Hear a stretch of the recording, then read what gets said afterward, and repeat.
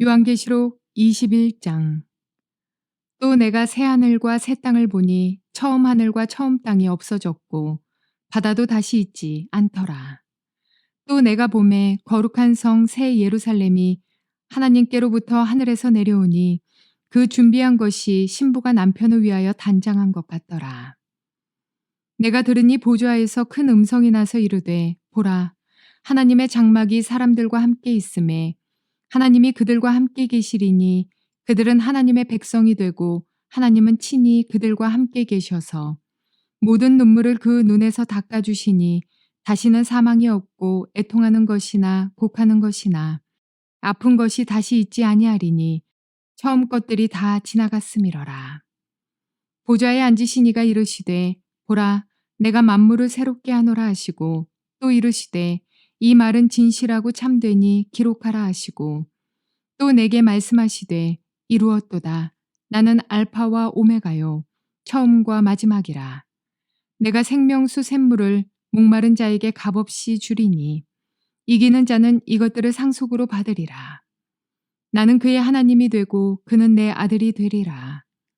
그러나 두려워하는 자들과 믿지 아니하는 자들과 흉악한 자들과 살인자들과 음행하는 자들과 점술가들과 우상 숭배자들과 거짓말하는 모든 자들은 불과 유황으로 타는 못에 던져지리니 이것이 둘째 사망이라.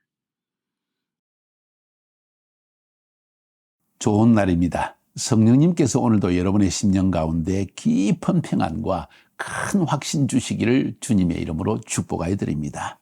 오늘은 요한계시록 21장 1절부터 8절까지의 말씀을 통해서 주님의 음성을 들을 수 있기를 바랍니다.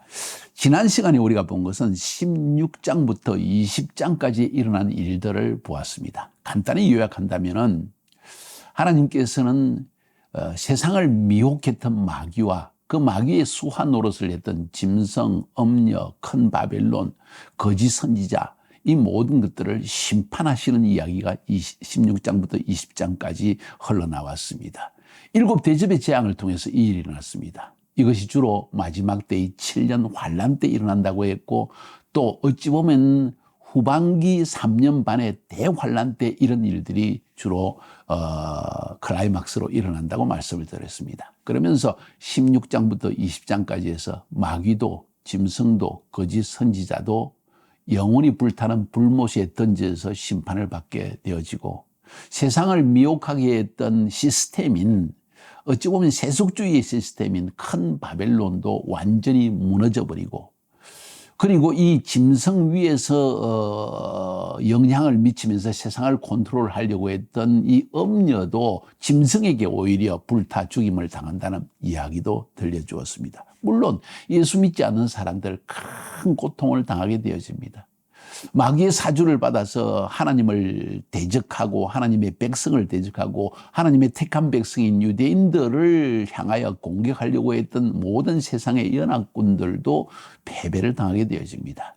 물론 예수 믿지 않는 모든 사람도 큰 고통을 당하고 땅에서 돈 벌기 위해서 애썼던 모든 상인들과 그리고 정치 권력을 통해서 부를 축적하고 세상의 모든 믿는 사람들까지 핍박을 했던 왕의 임금들도 하나님의 심판을 받게 되어져서 그들도 역시 마지막 영원한 불못에 던져진다고 하는 것이 20장까지 해서 우리가 본 내용입니다. 그러면서 두 개의 책이 있다고 했습니다. 하나는 생명책 단수입니다.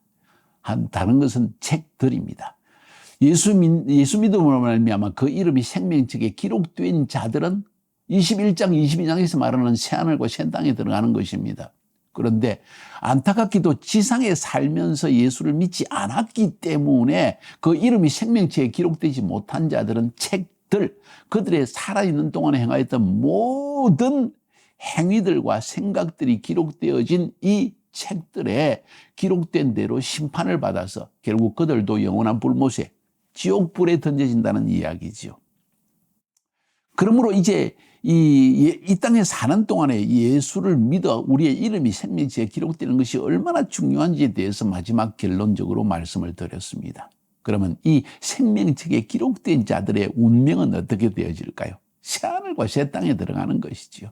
그것이 오늘 본문에 기록되고 있는 내용입니다. 그래서 제목을 누가 이 새하늘과 새 땅에 들어갈 수 있는가? 생명체에 기록된 자들이죠. 이름이 생명체에 기록된 자들이 누구입니까? 이 땅에 사는 동안에 어떻게 했길래 그들은 생명체에 기록될 수 있는 거예요? 예수 믿어서 그렇죠. 근데 예수 믿는다는 것이 쉬운 것이 아니기 때문에 오늘 본문은 이기는 자만이 새하늘과 새 땅에 들어갈 수 있다는 표현을 쓰고 있습니다. 그래서 오늘 본문의 제목을 이기는 자만이 새하늘과 새 땅에 들어갈 수 있습니다. 여러분과 저는 믿음으로 이 모든 세상의 유혹을 이기고 마귀를 이기고 이기는 자들이라는 것입니다. 여기에 대해서 나중에 결론 부분에서 살펴보기를 원합니다. 우리 본문으로 들어가 볼까요?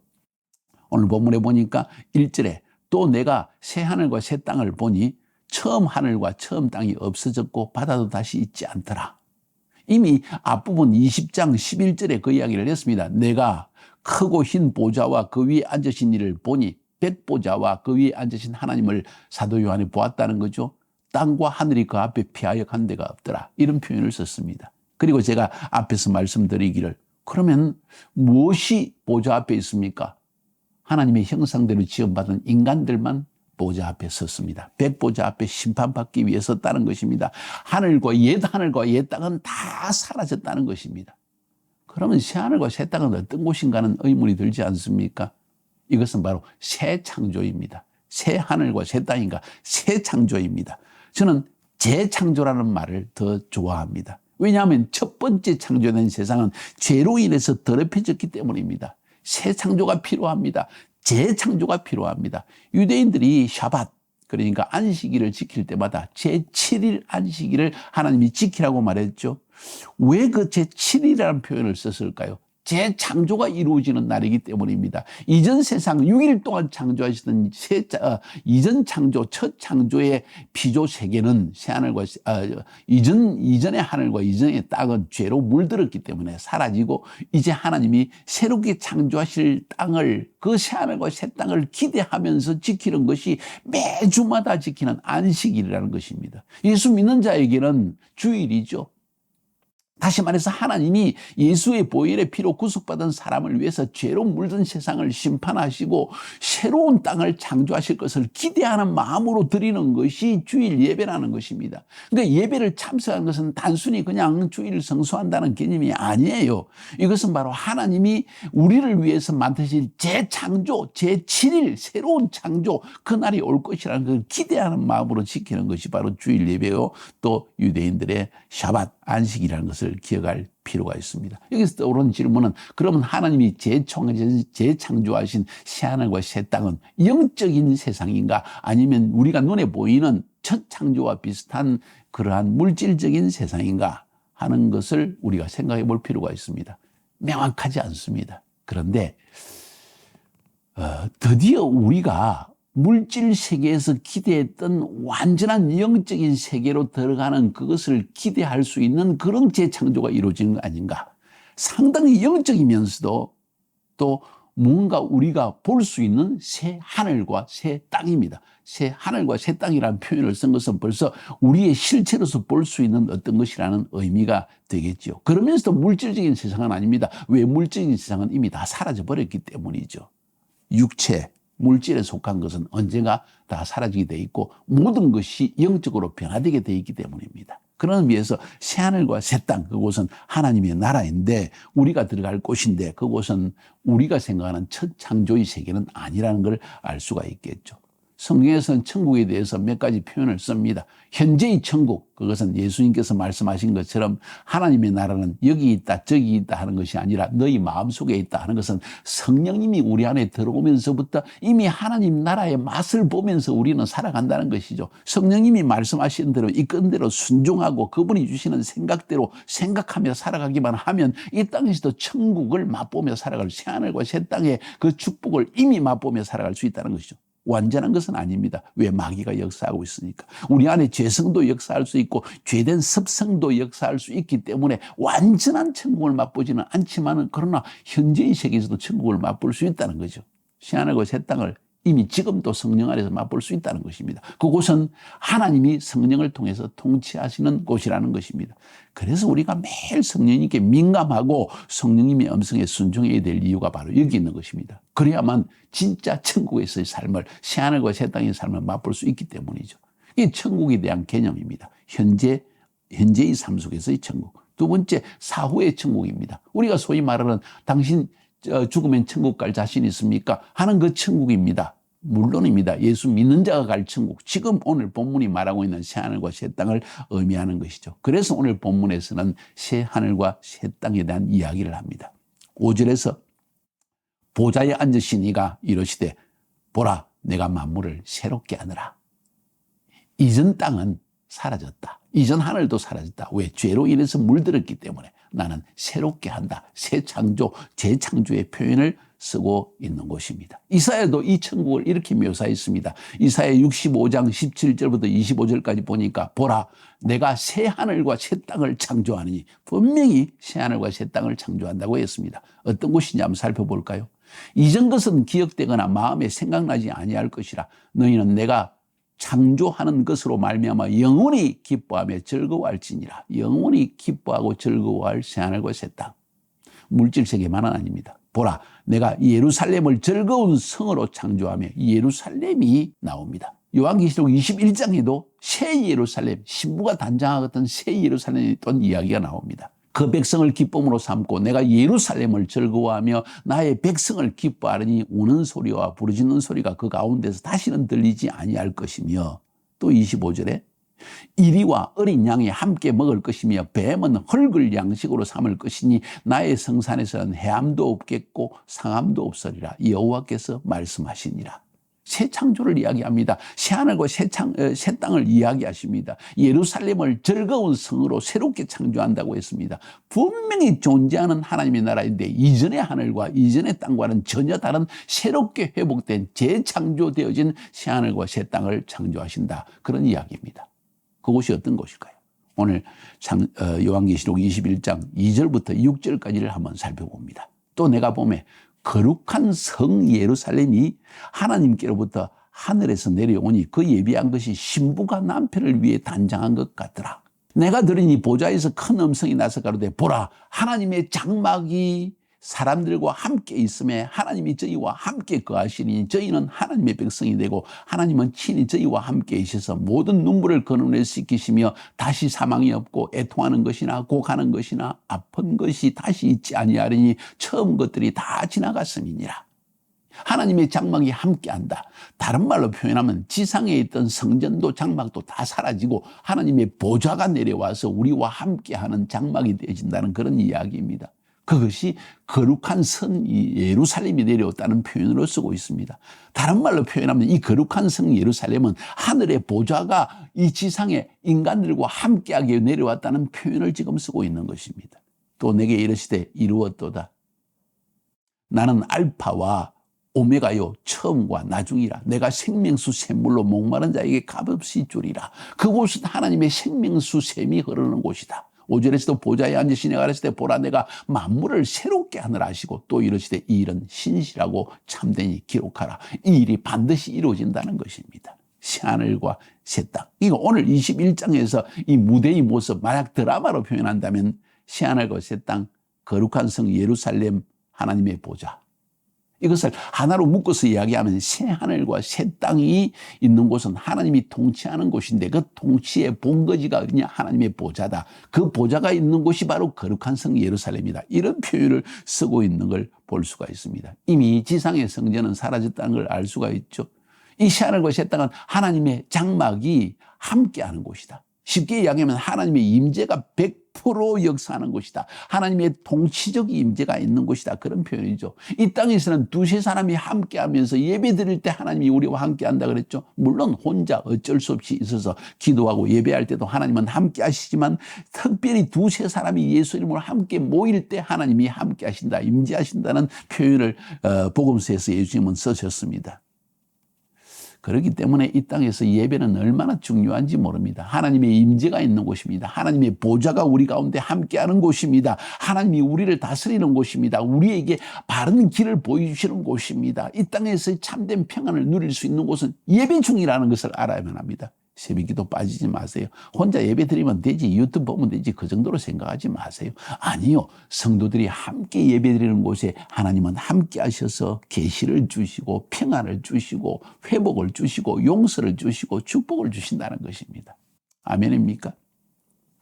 그래서 이 새하늘과 새 땅은 쉽게 이야기하면 죄된 세상에서 있었던 모든 저주가 사라지는 곳이다. 눈물, 사망, 애통, 고가는 그 아픈 곳이 다시 있지 않더라. 처음 것이 다 지나가 버렸다. 죄로 인해서 저주받은 모든 것이 다 사라져 버렸다. 그런 이야기합니다. 그러면서 거룩한 성 예루살렘이 하늘에서 내려오는데 신부가 단장한 것 같더라. 가장 아름다운 모습이라는 것입니다. 우리를 위해 준비했다고 했습니다. 이 하나님의 백성이 하나님께 함께 살 곳이라고 했습니다. 계시록 3장 12절에 보면 하나님께서 빌라델피아 교회, 하나님께 충성되었던 빌라델피아에게 주신 말씀의 연관이 이기는 자는 내 하나님의 성, 곧 하나님께로부터 내려오는 새 예루살렘의 시민이 되게 할 것이다. 이야.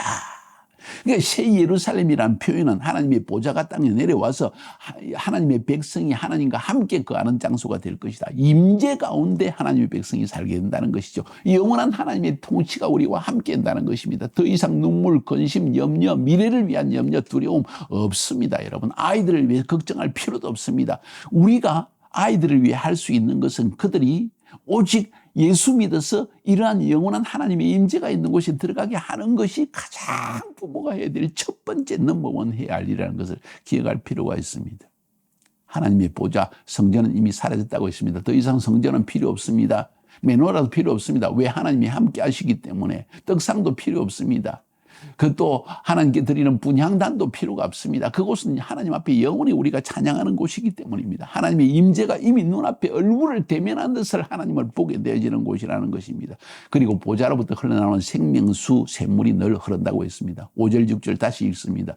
보좌에 앉으시 내가 가라사대 때 보라 내가 만물을 새롭게 하느라 하시고 또 가라사대 이 말은 신실하고 참되니 기록하라 하시고 또 내게 말씀하시되 이루었도다. 나는 알파요 오메가요. 알파와 오메가요. 처음과 나중이라. 내가 생명수 샘물로 목마른 자에게 값없이 주리니 목마른 자에게 생명수 샘물 가장 귀한 물, 속을 시원하게 하는 물, 더 이상 상처가 없는 물을 주신다는 것입니다. 임재의 강물입니다. 하나님이 그냥 우리에게 주시는 그 생수가 얼마나 시원한지 마시기만 해도 온몸이 시원해지고 모든 질병을 치료하는 그런 물이라는 것입니다. 이 알파요 오메가 처음이가 나중이신 하나님께서 이 일을 행하신다는 것입니다. 할렐루야. 그리고 그 일을 완성하셨다는 것입니다. 다시 정리합니다. 새하늘과 새 땅, 그곳은 생명수 강이 흐르는 곳이다. 하나님이 함께 하신다. 사망과 저주가 없다. 옛 딸과 옛 땅과 옛 하늘은 사라졌다. 왜? 죄로 인해서 물들었던 그리고 저주받았던 이 땅의 모든 고통도 사라져버렸다. 그게 새하늘과 새 땅이라는 겁니다. 다시 말해 우리가 들어갈 곳을 묘사하는 것입니다. 그러면서 거룩한 성 새 예루살렘이 신부가 단장한 처럼 되는 거다. 성도들이 그 아름다운 곳에 대한 표현입니다. 하나님의 보좌가 우리와 함께 한다는 것입니다. 이게 우리가 갈 곳이요 우리의 집이라는 것입니다. 여러분 그곳에 함께 가기를 원하십니까? 그렇습니다. 이것을 사모해야 됩니다. 여기에 대한 사모함이 큰 사람들이 경배하는 자들이요. 여기에 대한 사모함이 큰 사람들이 기도하는 사람들입니다. 이런 사모함이 있는 자들이 바로 이 천국에 들어갈 자격이 있다는 것입니다. 째째하게 세상에 살면서 돈 조금 더 벌겠다고 미래가 두려워가지고 벌벌 떨면서 사람에게 인정 좀 받고 사랑받기 위해서 온갖 짓을 다하는 그런 어리석음 좀 내려놓고 본질을 향하여 달려가는 우리가 되어야 되지 않겠습니까? 중요한 것은 마지막에 누가 이 새하늘과 새 땅에 들어갈 수 있습니까? 먼저 합당하지 않는 자에 대한 이야기를 8절에서 봅시다. 그러나 두려워하는 자들과 믿지 않은 자들과 흉악한 자들과 살인자들과 행음자들과 술객들과 우상숭배자들과 모든 거짓말을 하는 자들은 불과 유황으로 타는 불못에 참여하느니 이것이 둘째 사망이라. 지옥불에 던져진다는 것입니다. 둘째 사망, 완전한 사망이라는 것입니다. 더 이상 회복이 없는 곳이라는 것입니다. 회개도 할 수 없는 곳이라는 것입니다. 누굽니까? 누가 합당치 못한 자입니까? 두려워하는 자와 믿지 않는 자. 원문에 보면 두려워하는 자라는 표현을 비겁한 자라는 표현을 썼습니다. 믿지 않는 자, 신실하지 못한 자라는 말 원문에 사용하고 있습니다. 쉽게 이야기하면 핍박을 이기지 못하고 신앙을 버린 자, 비겁한 자들입니다. 예수 믿어놓고 치유까지 받아놓고 은혜까지 받아놓고 주님을 섬기겠다고 약속까지 해놓고 비겁하게 되었다는 것입니다. 신실하지 못하게 된 자들 못 들어간다는 것입니다. 여러분, 얼마나 이 경고하는 음성이 들리지 않습니까? 그냥 뭐 하나님이 나를 사랑하시니까 구원하시겠지. 쉽게 생각하지 말라는 이야기 아니겠습니까? 믿음을 끝까지 지키는 것이 얼마나 중요한지를 알아야 됩니다. 두 번째로 흉악한 자들과 살인자들과 행음자들, 왜 이런 표현을 썼을까요? 그 당시 로마 시대에 예수 믿는 자들을 잡아서 관청에 고발해가지고 그들을 감옥에 쳐넣고 핍박받게 한 자들, 그런 표현이 바로 오늘 흉악한 자들과 살인자들과 행음자들입니다.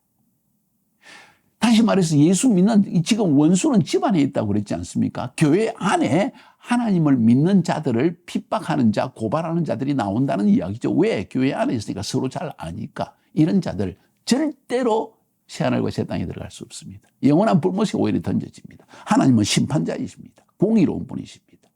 술객들과 우상 숭배자들, 자, 하나님으로부터 타락하고 세상을 섬기는 그런 자들, 마귀의 우상을, 짐승의 우상을 섬기는 자들, 그들도 결국 하나님이 새하늘과 새 땅에 못 들어가고 영원한 불목에 던져진다는 이야기입니다. 모든 거짓말하는 자들, 자기 신앙을 숨기고 일상의 생명을 보존하기 위해 타협하며 살아왔던 자들, 자기의 이익만을 위해 살아왔던 자들, 결코 못 들어간다는 이야기죠. 이해가 되어집니까? 굉장히 중요한 이야기입니다. 신앙, 이거 보통 일이 아닙니다. 예수 믿는 것 적당히 되는 일이 아닙니다. 확고한 결단이 있어야만 합니다. 그래야만 하나님이 예비하신 이 엄청난 신부가 단장한 것 같은 새 예루살렘에 들어가서 하나님의 임재 속에 영원히 살아가는 새하늘과 새 땅의 축복을 누릴 수 있다는 것이죠. 거기에는 죄로 인한 저주도 없고 모든 악행으로 말미암아 심판도 없는 곳, 그곳은 오직 평안과 기쁨과 만족과 즐거움, 찬양만이 있는 곳. 사모하십니까? 믿음을 잘 지키세요. 누가 들어갈 수 있습니까? 오늘 본문에 보니까 7절에 이기는 자는 이것들을 유업으로 얻으리라. 나는 저의 하나님이 되고 그는 내 아들이 되리라. 마치 요한계시록 3장에서 빌레델피아 교회에 주신 말씀과 동일한 말씀입니다. 큰 건 요구하지 않습니다. 하나님은 여러분에게 주신 그 사명, 부르심을 딱 붙들고 비록 1달란트면 1달란트, 2달란트면 2달란트, 5달란트면 5달란트 주님 앞에 섬기기 위해서 이기는 자가 되어야 합니다. 세상과 타협하기 위해서 넘어져서는 안 됩니다. 져서는 안 됩니다. 마귀에 져서도 안 되고 세상에 져서도 안 되고 죄에 져서도 안 됩니다. 이기는 자가 되어야 된다는 것입니다. 믿음으로 모든 세상의 유혹과 미혹을 이기는 자를 의미합니다. 짐승의 표를 거부하고 우상에 경배하는 것을 거부한 것을 의미합니다. 한마디로 믿음으로 모든 핍박을 이기는 자들입니다. 그게 이기는 자들입니다. 요한 1서 5장 4절 5절에서도 대저 하나님께로서 난 자마다 세상을 이기느니라. 진짜 거듭난 자는 세상을 이긴다는 거예요. 세상을 이기면 이것이니 우리의 믿음이니라. 예수 믿는 믿음 때문에 이긴다는 거죠. 예수께서 하나님의 아들이심을 믿는 자가 아니면 세상을 이기는 자가 누구냐? 예수께서 하나님의 아들이심을 믿는 자, 거듭나서 믿는 자가 아니면 세상을 누가 이길 수 있겠는가? 예수님께서 나에게 행하신 일을 십자가 위에서 행한 일을 알기 때문에 또 그분이 부활했다는 사실을 믿기 때문에 우리는 죽이려면 죽이라 하면서 세상을 이길 수 있는 믿음이 나온다는 것이죠. 여러분 이기고 있습니까? 여러분은 이긴 자입니까? 지는 자입니까? 매일 잠 좀 자기 위해서 게을러서 좀 돈 좀 벌기 위해서 세상에 완전히 붙잡혀가지고 지고 있습니까? 하나님께 예배 드리는 시간도 아까워가지고 잠을 뒤집어 자고 하나님께 사역해야 될 시간에 내가 할 일이 바빠가지고 달려다니고 이게 이기는 자입니까? 그런 이야기지요. 이제 당신의 삶을, 우리의 삶을 새롭게 정립할 때가 되었습니다. 마지막 때이기 때문입니다. 주님의 재림이 가까이기 때문입니다. 하나님의 백보자 심판이 눈앞에 있기 때문입니다. 어떻게 이길 것인가? 앞에서 누누이 말씀드렸습니다. 하나님의 백성들, 그 성도들과 함께 하세요. 예배로 모이세요. 모임을 패하지 마세요. 시험 들었다고 뭐가 어쨌다고 바빠서 핑계대지 마세요. 모임을 패하지 마세요. 여러분이 따로 되어지는 순간 여러분들은 점점 세속적이 되어집니다. 하나님을 또 섬겨야 됩니다. 세상을 섬기지 말고 교회를 하나님을 섬기십시오. 사역하라는 이야기입니다. 사역 안에 머물러 있는 자, 계속 주님을 위해 사역하는 자들 치고 세상에 지는 자들은 별로 없습니다. 결국 매일 기도하면서 이겨냅니다. 매일 말씀과 기도에 거해야 합니다. 그리고 사역해야 됩니다. 그리고 모임을 패하지 않아야 됩니다. 이기는 자가 되십시오. 그런 여러분이 저와 함께 영원한 새하늘과 새 땅에 들어갈 것입니다. 승리하시기를 주님의 이름으로 축복해 드립니다.